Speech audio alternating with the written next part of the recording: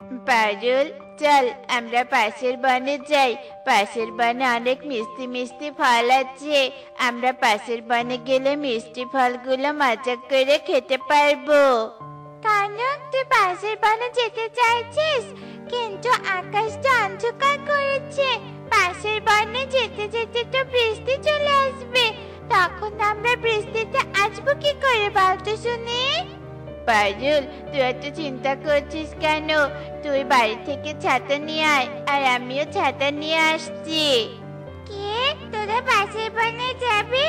আমিও তোদের সঙ্গে যাব, কিন্তু আমার তো ছাতা নেই। তাহলে বৃষ্টি আসলে আমি বাড়ি ফিরবো কি করে? তোরা একটু তোদের ছাতার নিচে আমাকে নিবি? না না, আমি তোকে আমার ছাতার নিচে নিতে পারবো না, কারণ তুই গরিব পাখি। তোর শরীর থেকে কি দুর্গন্ধ বেরিয়েছে, তোকে আমি আমার সাথে নিতে পারবো না। আমিও তোকে আমার ছাতার নিচে নিতে পারবো না বাবু। আর তোর যখন ছাতা নেই, তখন তুই আমাদের সাথে যেতে বা চাইছিস কেন? আমার হচ্ছে মিষ্টি ফল খেতে ইচ্ছে করছে, তাই তো আমি তোদের সাথে যেতে চাইছি রে। গরিব পাখির আবার মিষ্টি ফল খাওয়ার স্বাদ জাগে কেন? হ্যাঁ, যত সব আদিক্ষেতা। আয় পারুল, তাড়াতাড়ি বাড়ি থেকে ছাতা নিয়ে আসতে দেখি। আচ্ছা ঠিক আছে, আমি ছাতা নিয়ে আসছি। এরপর পারুল ও কনক তাদের বাড়ি থেকে ছাতা নিয়ে আসে, আর টুকিকে রেখেই তারা পাশের বনে যেতে থাকে। আমি গরিব পাখি বলি কেউ আমাকে সাথে নিতে চায় না। আমার খুব ইচ্ছে করছে কনকদের সাথে যেতে। এখনো বৃষ্টি আসেনি, আমি বরং ওদের পিছু পিছু যেতে থাকি।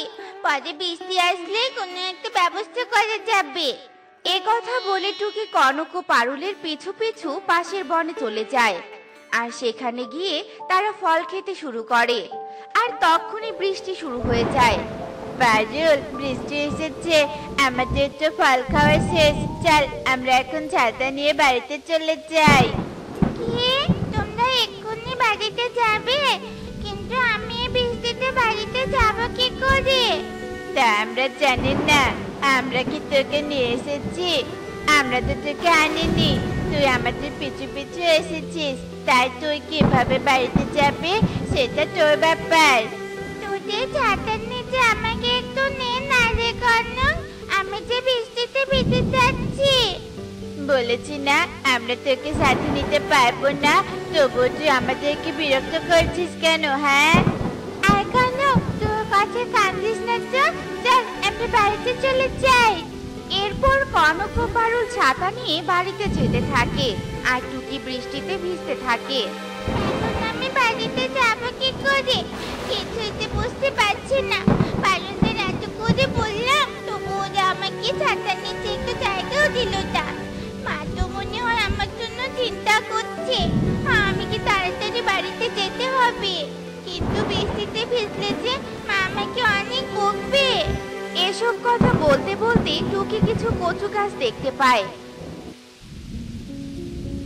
সামনে মনে হচ্ছে কিছু কচু গাছ দেখা যাচ্ছে। আমি বরং একটা কাজ করি, ওখান থেকে একটু বড় দেখে কচু পাতা নিয়ে আসি। কচু পাতা মাথায় দিলে আমি আর ভিজবো না। কি ব্যাপার, টুকি এখনো বাড়িতে ফিরছে না কেন? টুকি বৃষ্টিতে ভিজে কোথায় গেছে? কিছুই যে বুঝতে পারছি না। টুকি আবার কোনো বিপদে পড়েনি তো? বৃষ্টির জন্য যে বাইরে বেরোতেও পারছি না। আমার যে এবার ভীষণ চিন্তা হচ্ছে। না না, মনে হচ্ছে আমাকে কিছু একটা করতে হবে। সাহায্য করো, আমাকে কেউ একটু সাহায্য করো। আমি যে এই বৃষ্টিতে ভিজে বাড়িতে যেতে পারছি না, একটু সাহায্য করো। একে ঠাম্মি, তুমি বৃষ্টিতে ভিজছো কেন? তোমাদের কি আমার মতো ছাতা নেই? হ্যাঁ রে দিদি ভাই, আমারও যে ছাতা নেই। আমি অনেক গরিব পাখি, তাই তো বৃষ্টিতে ভিজেই বাড়িতে যাচ্ছি। ঠাম্মি, তুমি বরং আমার এই কচু পাতাটা নিয়ে বাড়িতে যাও, নয়তো তুমি অসুস্থ হয়ে পড়বে। আমাকে কচু পাতাটা দিলে যে তুই বৃষ্টিতে ভিজে যাবি দিদি ভাই, তখন তো তুইও অসুস্থ হয়ে পড়বি। ঠাম্মি, তুমি আমাকে নিয়ে ভেবো না তো। হবে না, আমি বৃষ্টিতে ভিজে বাড়িতে যেতে পারবো।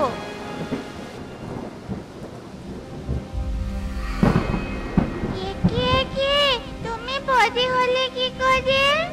আসলে আমি একটা পড়ি। আমি তোমাকে পরীক্ষা করছিলাম, আর তুমি আমার পরীক্ষায় উত্তীর্ণ হয়েছো। তাই আমি তোমাকে একটা উপহার দিতে চাই। কি, তুমি আমাকে উপহার দিবে?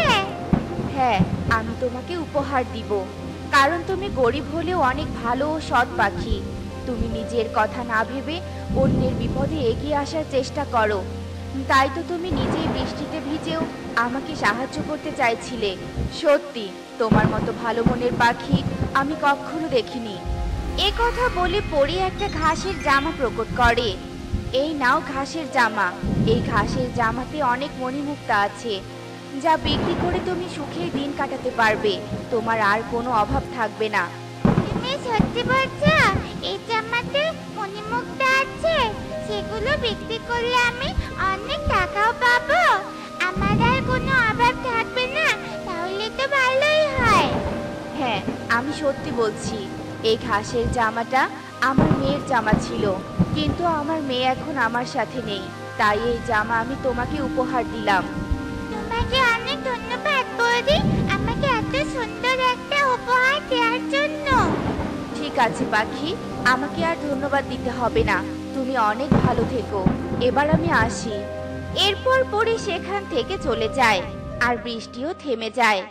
আর টুকি বাড়ি যেতে থাকে। ঠিক তক্ষুনি সেখানে টুনি চলে আসে। মা টুকি, তুই এখানে কি করছিস? তুই জানিস আমি সেই কখন থেকে তোকে খুঁজে যাচ্ছি। পারুল না বললে তো আমি জানতেই পারতাম না যে তুই এখানে এসেছিস। আর তোর হাতে ঘাসের জামা এলো কোথা থেকে?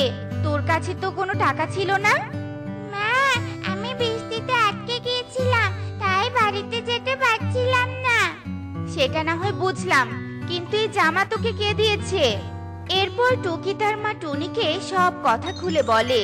আর সব শুনে টুনি বলতে থাকে, কি বলছিস টুকি? এই জামাতে মণিমুক্তা আছে? কই দেখি তো। আরে সত্যি তো, সত্যি এই জামাতে মণিমুক্তা আছে। এবার সত্যি আমাদের সব অভাব দূর হয়ে যাবে রে মা। মা টুকি, চল আমরা এই মণিমুক্তাগুলো বিক্রি করি। হ্যাঁ মা, চলো। আর মণিমুক্তা বিক্রি করে তুমি আমাকে একটা সুন্দর ছাতা কিনে দিবে। আমি সবাইকে আমার সুন্দর ছাতা দেখাবো। আচ্ছা ঠিক আছে রে মা, কিনে দিব। তুই কোনো চিন্তা করিস না। এরপর টুনি মণিমুক্তা বিক্রি করে অনেক টাকা পায়, আর টুকিকে একটা সুন্দর ছাতা কিনে দেয়। আর টুকি সেই ছাতা নিয়ে বনে চলে যায়। কি রে টুকি, তুই ছাতা কোথায় পেলি? তোর তো কোনো ছাতা ছিল না, ছাতাটা আবার চুরি করিসনি তো? আমি ছাতা চুরি করতে যাব কেন? হ্যাঁ, তাহলে কোথায় পেয়েছিস এই ছাতা? এরপর টুকি কনককে সব কথা খুলে বলে। আর সব শুনে কনক মনে মনে বলতে থাকে, বাবা, এই গরিব টুকি তো এখন ধনী পাখি হয়ে গেছে। না না, টুকিকে আর চালানো যাবে না। টুকি এখন ধনী পাখি হয়ে গেছে।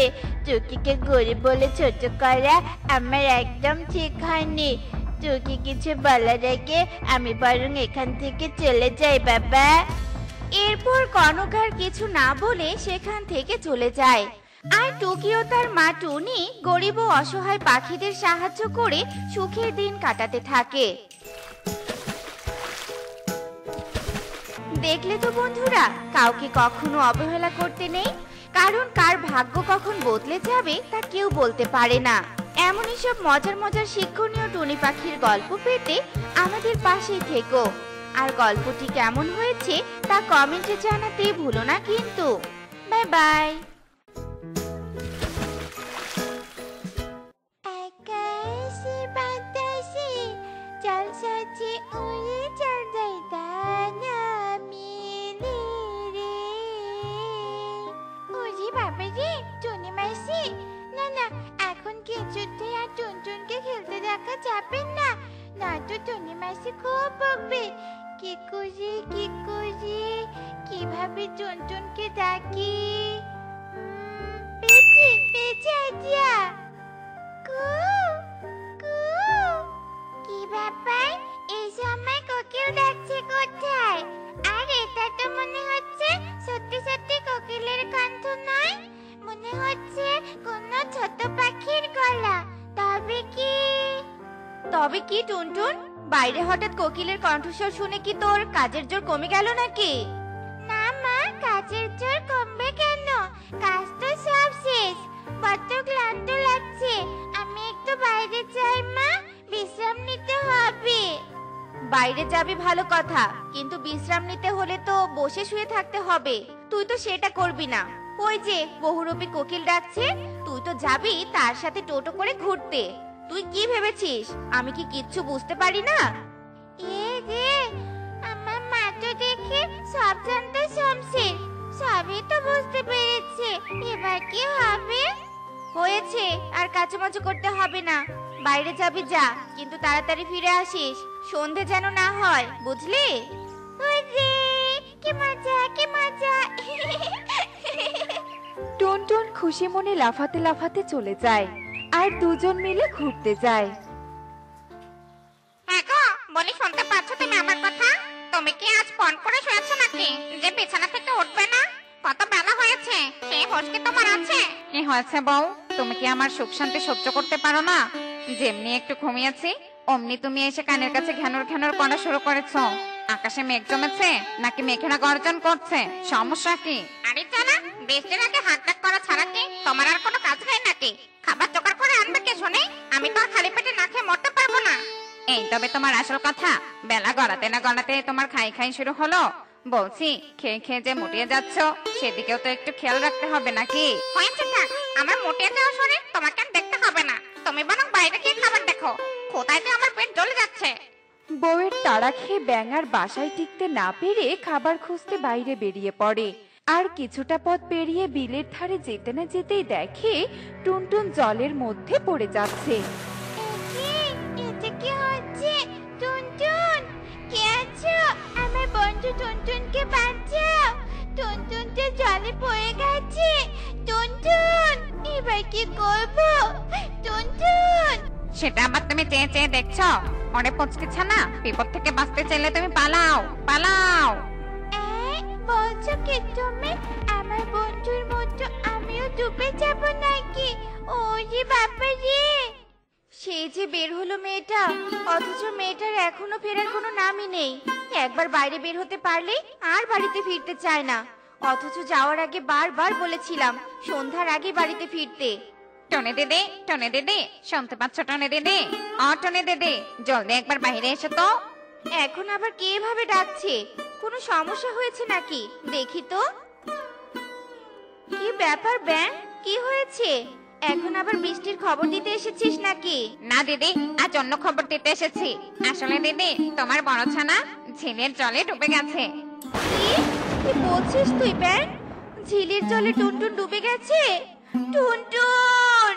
চিৎকার করে কাঁদতে কাঁদতে টুনি উড়াল দেয় আর বাকি দুই ছানা টুকি আর টিং টিং ও টুনির পিছু নেয়। কিন্তু টুনি তার দুই ছানাকে নিয়ে যেই না ঝিলের পাড়ে যায়, তখনই টুকি আর টিং টিং একইভাবে জলে ডুবে যায়। আর চোখের সামনে বাকি দুই ছানাকে ডুবতে দেখে টুনি হাউমাউ করে কাঁদতে শুরু করে। হায় হায় রে, আমার কি সর্বনাশ হলো!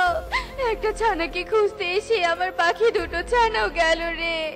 এবার আমি কি করব? ওরে রাক্ষসী ছিল, তুই আবার তিন ছানাকে কেন কেড়ে নিলি? কেন কেড়ে নিলি? কেঁদো না টুনি দিদি, শান্ত হও। আমি দেখি ঝিলের জলে ডুবে তোমার ছানাদের কোনো খোঁজ পাই কিনা। শান্ত হও টুনি দিদি, শান্ত হও।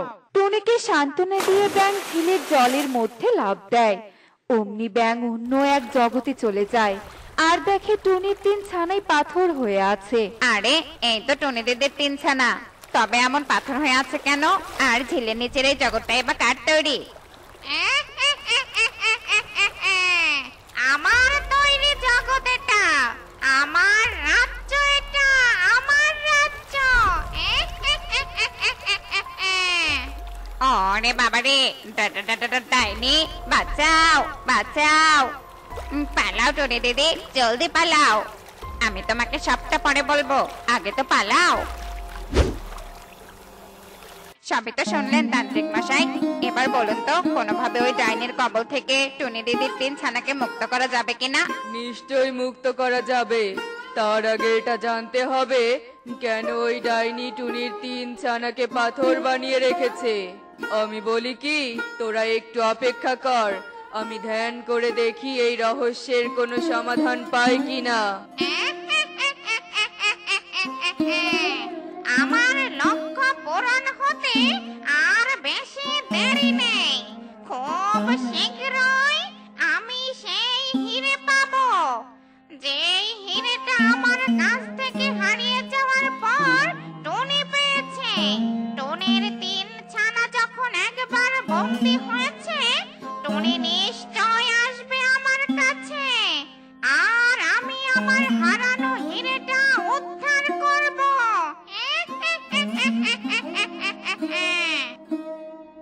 সর্বনাশ হয়ে গেছে টুনি, এ তো খুব ভয়ঙ্কর কাণ্ড। কি হয়েছে তান্ত্রিক মশাই? বলুন কি হয়েছে? আমার ছানা রেখে জীবিত আছে, বলুন। এরপর তান্ত্রিক প্যাঁচা সব কথা টুনিকে খুলে বলে, আর তান্ত্রিকের কথা শুনে টুনি আর ব্যাঙও ভয় পায়। তবে ওই হিরে ডাইনির ছিল। দরকার পড়লে আমি আজই ডাইনিকে হিরে ফেরত দিব। এক্ষুনি আমি যাব হিরে নিয়ে। খবরদার টুনি, এক পাও এগোবি না। ওই হিরে ফেরত পেলে ডাইনি হিরে ব্যবহার করে ঝিল থেকে উঠে আসবে আর বনে ঢুকে তাণ্ডব শুরু করবে। তখন এই বন সকলের বসবাসের অযোগ্য হয়ে পড়বে। তাহলে এখন উপায় কি তান্ত্রিক মশাই? হিরে ফেরত না দিয়ে কিভাবে টুনি দিদির 3 ছানাকে মুক্ত করব? উপায় তো আছে একটা। ওই ঝিলের জল আর কাদা দিয়ে বানানো ছুরি হলেই ডাইনিকে ভস্ম করা যাবে, আর ডাইনি ভস্ম হলেই 3 ছানা মুক্তি পাবে। তবে খুব সাবধানে ঝিল থেকে কাদার জল তুলতে হবে, কারণ যে কোনো সময় ডাইনি আক্রমণ করতে পারে। বুঝতে পেরেছি তান্ত্রিক মশাই, তবে কোনো অসুবিধা নেই। আমি যে করেই হোক ঝিল থেকে কাদা জল তুলে ঝুড়ি বানাবই, আর ডাইনিকে ভস্ম করবই। আমি আমার সন্তানদেরকে বাঁচাতে প্রাণের ঝুঁকি নিতেও প্রস্তুত আছি। এ কথা বলে টুনি চলে যায়। এরপর টুনি খুবই সতর্কভাবে ঝিল থেকে কাদা জল তুলে আনে আর ছুরি বানায়। আর ছুরি বানানো হলে টুনি হিরে আর ছুরি নিয়ে ঝিলে লাফ দেয়। আরে টনি, এসে গেছিস তুই? আমি জানতাম তুই তোর সন্তানদের জন্য এখানে আসবি। একদম ঠিকই ধরেছো ডাইনি, সন্তানদের বাঁচাতেই এসেছি, সাথে তোমার হিরেও এনেছি। এই নাও তোমার হিরে। ওরে, আমার সাধের হিরে রে! কিন্তু তুই দেখি খুব বুঝদার, হিরেটা সাথে এনেছিস। দে দে, আমার হিরেটা দে। এসব বলতে বলতে ডাইনি যেই না টুনির দিকে এগোয়, অমনি টুনি সেই ছুরি দিয়ে ডাইনিকে আঘাত করে। আর ডাইনি ভস্ম হতেই টুনির 3 ছানারা মুক্ত হয়ে যায়। দেখলে তো বন্ধুরা, প্রাণের ঝুঁকি নিয়ে টুনি কিভাবে তার সন্তানদের বাঁচালো। এজন্যই বলে, সন্তানকে বাঁচাতে মা সবকিছু করতে পারে। এমনই সব মজার মজার শিক্ষণীয় টুনি পাখির গল্প দেখতে আমাদের সাথেই থেকো। আর গল্পগুলো কেমন হয়েছে তা কমেন্টে জানাতে ভুলো না কিন্তু। বাই।